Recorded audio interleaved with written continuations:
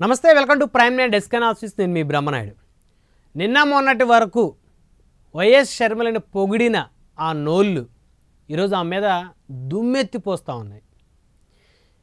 తమ పార్టీకి అనుకూలంగా మాట్లాడినప్పుడు తమ బిడ్డని ఎప్పుడైతే తమ పార్టీ విధానాలకు తమ పార్టీ తీసుకున్నటువంటి ప్రజా వ్యతిరేక విధానాలకు వ్యతిరేకంగా మాట్లాడితే విభేదిస్తే ఆడపిల్ల అని కూడా చూడకుండా ఇష్టానుసారంగా మాట్లాడుతున్న పరిస్థితులు అధికార వైఎస్ఆర్సీపీ నేతల దగ్గర కనపడతా ఉన్నాయి. అయితే వైఎస్ రాజశేఖర్ రెడ్డి ముద్దుల కుమార్తెగా జగన్మోహన్ రెడ్డి చెల్లెలుగా రాజకీయ అరంగేట్రం చేసిన వైఎస్ షర్మిల నేను జగనన్న వదిలిన బాణానంటూ జనంలోకి వచ్చారు. జగన్మోహన్ రెడ్డి గారు జైల్లో ఉన్నప్పుడు వేల కిలోమీటర్ల పాదయాత్ర చేశారు. నిర్జీవం అయిపోయినటువంటి వైఎస్ఆర్ కాంగ్రెస్ పార్టీలో జీవం పోశారు. ఆ పార్టీ అధికారానికి రావటానికి బలమైన కారకురాలుగా మిగిలారు. అలాంటి షర్మిల గారికి మరి జగన్మోహన్ రెడ్డి గారికి మధ్య ఏం జరిగిందో కానీ అది ఆస్తి తగాదాలా లేకపోతే ఇంకేమన్నా మధ్యలో జరిగాయి అనేది వారి అంతర్గతంగా మాత్రమే తెలిసినటువంటి విషయం. అది అంతఃపుర రహస్యం లాంటిది అది. మరి ఆవిడ తెలంగాణలోకి వెళ్ళారు, పార్టీ పెట్టుకున్నారు. మళ్ళీ కొన్నాళ్ళకి ఆ పార్టీని కాంగ్రెస్లో విలీనం చేశారు. ప్రస్తుతం ఆంధ్రప్రదేశ్ కాంగ్రెస్ పార్టీకి అధ్యక్షురాలుగా ఎన్నికయ్యారు. సో ఎన్నికైన దగ్గర నుంచి కూడా అధికార పార్టీ అంటే ప్రభుత్వం ఏదైతే ఉందో వైసీపీ ప్రభుత్వం, ఆ ప్రభుత్వం తీసుకున్నటువంటి ప్రజా వ్యతిరేక విధానాల మీద గొంతెత్తారు. అలాంటి తరుణంలో మరి ఆవిడని ఉద్దేశిస్తూ వైసీపీ నాయకులైతే ఇష్టానుసారంగా నోరులు పారేసుకుంటా ఉన్నారు. నువ్వు వైఎస్ షర్మిల కాదు మొసురుపల్లి షర్మిల అంటూ మాట్లాడుతూ ఉన్నారు. అంటే తన భర్త బ్రదర్ అనిల్ ఇంటి పేరు తీసుకొని వచ్చి మొసురుపల్లి షర్మిల అంటా ఉన్నారు.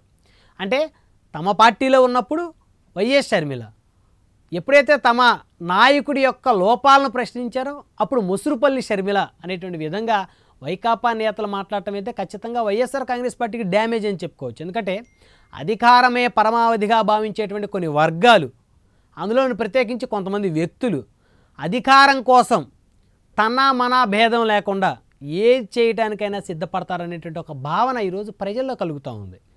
ఆరోజు వివేకానంద రెడ్డి గారు మర్డర్ అయినా లేకపోతే ఇవన్నీ ఇప్పుడు జరుగుతున్న పరిస్థితులైనా పరిణామాలైనా సునీతారెడ్డి గారిని ఇబ్బంది పెట్టడమైనా ఇప్పుడు ప్రత్యేకించి సాక్షాత్తు షర్మిల గారిని టార్గెట్ చేయటమేనా అంటే తమకు అడ్డొస్తే ఎవరినైనా అడ్డు తొలగించడానికి ఏమాత్రం వెనకాడబోము అని చెప్పేసి వైకాపా నేతలు చెప్పకనే చెబుతూ ఉన్నారు.